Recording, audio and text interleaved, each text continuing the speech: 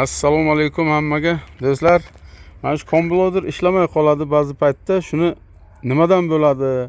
Shuni prichinasini hozir ko'rsatamiz. Tak, bitta ulangda komploderni. Ключini ham ulang. Tak, qarang aziz do'stlar, mana shu komploder, mana shu svetodiod zelyonni faqat yonib turish kerak. Agar mana shunaqa margat qilsa, nimadan bo'ladi? Keyin programmani o'zi ochamiz. Mana qarang. Programmani ochsak, komploderni.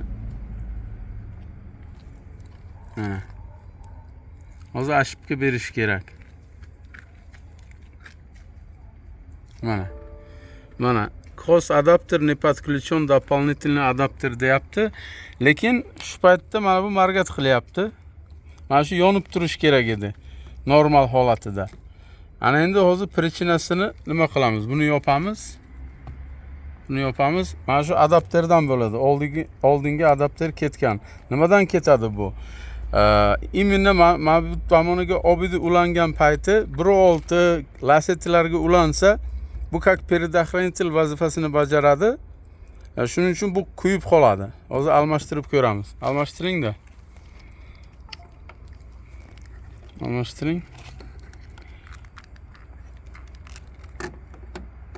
Hozir yangisini qo'yapmiz. Bu yangisi $75 turadi.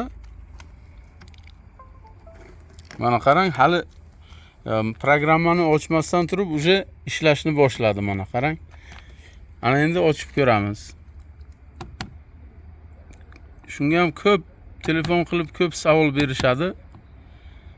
Komploder ochilmayapti. Deydi, men birinchi ochiradi, mana bu margat qilyaptimi yo'qmi shuni so'rayman. Birinchi ochiradi. Mana hozir ochilyapti.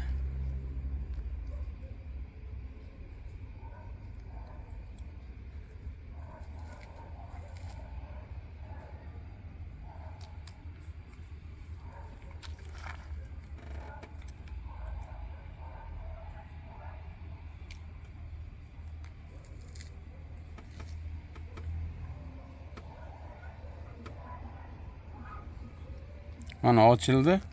Polni ishlayapti mana. Modullar. Mana ishladi hammasi. Mana chotki mana. Endi qizil ham margat qilishni boshladi. Bu degani hammasi ishlayapti. Komploder ochilgan.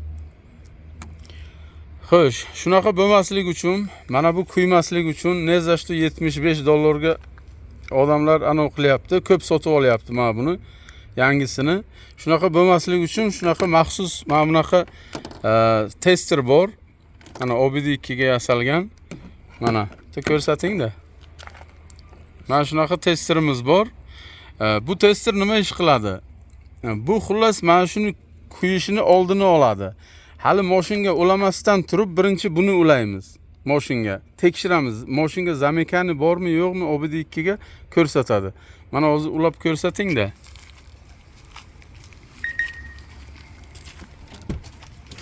Hozir mashinga ulaymiz. Любой mashinga to'g'ri tushadi. Mana qarang, testerni uladik. Mana qarang, ikkita yashil 4-5-noshka bu yashil nima?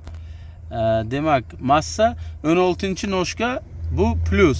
Bu degani zamekani yo'q degani. Agar mabodo qaysidir noshkaga 7-noshkaga masalan plus kelib turgan bo'lsa, bu demak o'sha zamekanisi bor degani, unaqa mashinaga tiqish kerak emas nimani. Scanmaticni ham, komploderni ham, boshqa skanerlarni ham kuydiradi bu. Shuni oldini oladi mana bu apparatcha. Bo'ldi, chiqarib yana bitta ko'rsating. Mana qarang, bu yerda 16 ta svetodiodli ana nimasi bor. Hammasiga, даже bunga одновременно 3 ta 4 ta plus kelib turgan bo'lsa ham o'zi kuymaydi bu. Apparatni o'ziga hech nima bo'lmaydi. Yana qo'ying-da bir marta tekshiraylik. Mana.